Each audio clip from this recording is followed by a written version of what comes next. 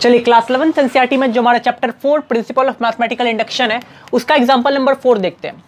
हमने बताया था इस चैप्टर में आपको 3 तरह के क्वेश्चन देखने को मिलेंगे, एक आइडेंटिटी बेस्ड क्वेश्चन, एक इक्वलिटी बेस्ड क्वेश्चन, ये दोनों टाइप के क्वेश्चन मैं कर चुका हूं, और एक डिविजिबिलिटी बेस्ड क्वेश्चन जो कि अभी दिख रहा है आपको।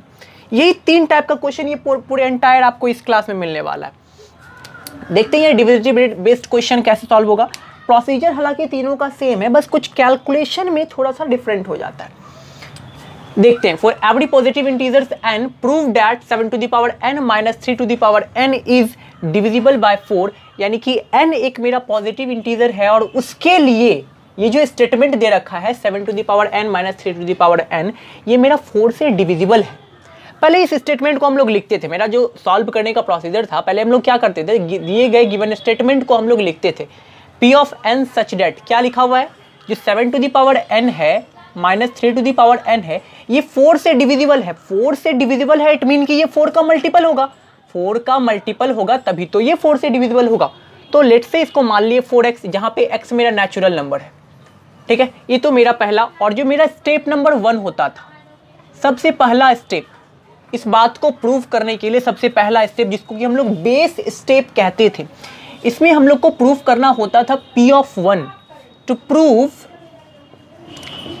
Prove p of 1 is true, ठीक है। यहाँ पे n का वैल्यू मेरा 1 दे रखा है, p ऑफ 1 प्रूव करना है तो कर लेते हैं। p of 1 such that 7 to the power n की जगह पे 1 minus 3 to the power n की जगह पे 1 इज इक्वल टू 4x, और अगर इसको सॉल्व करें 7 minus 3 4 is equal to 4x, of course x is equal to x जो कि मेरा नेचुरल नंबर है और x इज इक्वल टू 1 के लिए ये स्टेटमेंट मेरा सही भी है, यानी कि p ऑफ 1 हमारा प्रूफ हो चुका है। यहाँ पर अगर नेचुरल नंबर 1 रखेंगे तब ये दोनों साइड इक्वल हो जाएगा ना, तो p ऑफ 1 प्रूव हो गया हमारा। फिर स्टेप नंबर 2 होता था, स्टेप नंबर 2 में हम लोग को एज्यूम करना होता है p ऑफ k, ठीक है।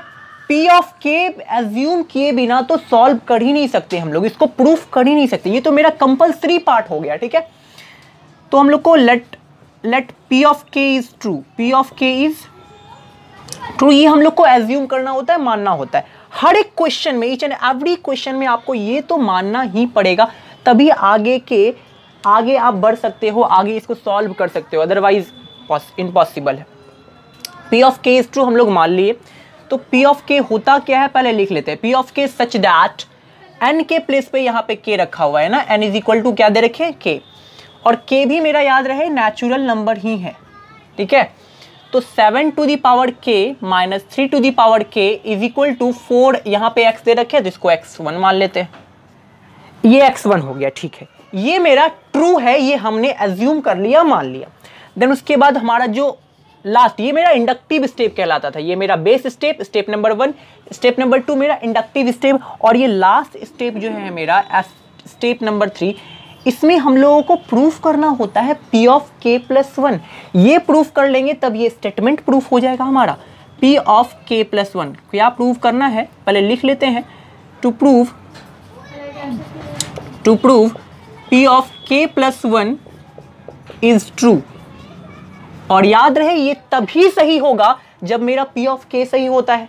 अगर ये मेरा गलत हो जाता है ये, तब ये वाला भी गलत होगा, तब तुमको ये करना ही नहीं है, और हमने इसको सही माना हुआ है तो यहाँ पे लिखना होगा whenever p of k is true, यानी कि ये वाला statement p of k plus 1 वाला जो स्टेटमेंट है ये तभी सही होगा जब मेरा p ऑफ k सही होगा। क्लियर है गाइस। अब हम लोग p ऑफ k प्लस 1 को, इस जो हमने माना है ये वाला स्टेटमेंट, इसकी मदद से इसको हम लोग प्रूव करते हैं। ये वाला स्टेटमेंट जो हमने सही माना है, इसकी मदद से अब इस स्टेटमेंट को हम लोग प्रूव करेंगे। देखिए n के प्लेस पे k प्लस 1 रखा हुआ है यहाँ पे, p of k plus 1 such that 7 to the power k plus 1 minus 3 to the power, minus है ना, 3 to the power k plus 1, ठीक है, is equal to 4x, x1 भी मान लिए, इसको हम लोग मान लेते हैं x2, ओके। चलिए, तो हमको अब इस स्टेटमेंट को LHS वाले टर्म को RHS वाले टर्म के इक्वल प्रूफ करना है।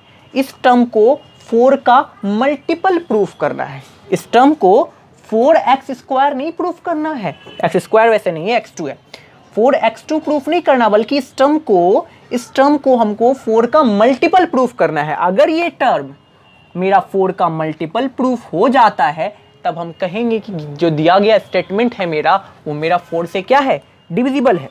तो चलिए देखते हैं, प्रूफ करते हैं इसको। सबसे पहले इसको क्या हम लोग ऐसे लिख सकते हैं, 7 to the power 7 into 7 to the power 7 to the power k, ऐसे लिख सकते हैं, स्प्लिट कर सकते हैं इसको, 3 into 3 to the power k। LHS वाला पार्ट लेके चल रहे हैं हम लोग, पहले लिख लेते हैं यहाँ पे LHS, ठीक है। LHS वाले पार्ट से हम लोग लेके चल रहे हैं, LHS वाला पार्ट लेके चल रहे हैं। LHS में है 7 to the power k plus 1 minus 3 to the power k plus 1, और इसको फर्दर सॉल्व करेंगे तो 7 to the power 1 into 7 to the power k minus 3 to the power 1 into 3 to the power k। इसको अब आगे solve करते हैं, यहाँ पे 7 to the power 1 यहाँ पे लिख दिए इंटू, क्या 7 to the power k को ध्यान से देखिएगा, 7 to the power k के प्लेस पे क्या हम 4x1 plus 3 to the power k लिख सकते हैं, 4x1 plus 3 to the power k लिखा जा सकता है। 7 to the power k के प्लेस पे 4x1 प्लस ये उधर जाएगा plus 3 to the power k लिख दिए, बाकी सारा का सारा सेम उतार देंगे, minus 3 to the power 1 into 3 to the power k। Okay, अब इसको थोड़ा सॉल्व करते हैं। 7 4 जा 28x1 हो गया मेरा, ये 28x1, देन उसके बाद प्लस 7 3 जा 7 इंटू 3, इसको ऐसे ही रखते हैं, ठीक है, ताकि बाद में हम कॉमन ले सकें। अब अगर इस पार्ट को आप देखिएगा तो इसमें 3 to the power k common मिल रहा है, 3 to the power k यानी कि 28x1 plus 3 to the power k common मिल रहा है, 7 minus 3 into 3 to the power k, ऐसे लिखा जा सकता है, ठीक। ये हो गया मेरा 28x1। इस पार्ट को हमको प्रूफ क्या करना है भाई, 4 का मल्टीपल, ठीक है, 4 का मल्टीपल प्रूफ करना है। ये हो गया 4 into 3 to the power k। अब दोनों से 4 कॉमन ले लेते हैं, 4 कॉमन लेने जा रहे हैं, तो ये मेरा 4 7 जा 28 हो जाता है, ठीक है, plus 3 to the power k। अब आप ध्यान से देखिए, हमने बोला था जो मेरा x1 है वो भी नेचुरल नंबर है, जो k है वो भी नेचुरल नंबर है। x1 नेचुरल नंबर तो natural number into natural number natural number, k natural number है, natural number to the power natural number हमको नेचुरल नंबर देगा, और natural number plus natural number भी नेचुरल नंबर होगा, यानी कि ये वाला टर्म मेरा नेचुरल नंबर है। और इसको हम लोग लेट से मान लेते हैं 4, इस टर्म को y मान लेते हैं, ठीक है, y, जहाँ पे y है क्या एक्चुअली में तो नेचुरल नंबर, साथ ही साथ y मैंने किसके प्लेस पे माना हुआ है, 7x1 plus 3 to the power k के प्लेस पे माना हुआ है। एक minute, 3 to the power k, चलिए कॉल आ गया था, सॉरी गाइस, ठीक है। तो मैंने अपनी सफ़र की शुरुआत की थी यहाँ से 7 to the power k plus 1 minus 3 to the power k plus 1 से, और मैंने इसको डेराइव करते करते यहाँ तक पहुँचा जहाँ पे मैंने इसे प्रूफ कर दिया कि ये वाला टर्म कुछ और नहीं बल्कि 4 का मल्टीपल है। ये वाला टर्म कुछ और नहीं बल्कि 4 का मल्टीपल है। इट मीन जो 4 का मल्टीपल होता है वो 4 का डिविजिबल, 4 से डिविजिबल भी तो होता है गाइस। तो हम यहाँ पे लिख सकते हैं सो 7 to the power k plus 1, 7 to the power k plus 1 minus 3 to the power k plus 1 is divisible by 4, और hence भी कर दीजिए यहाँ पे, hence by PMI principle of mathematical induction, given statement जो हमारा दिया गया है, by PMI P of n is true for all positive integer, for all positive integer,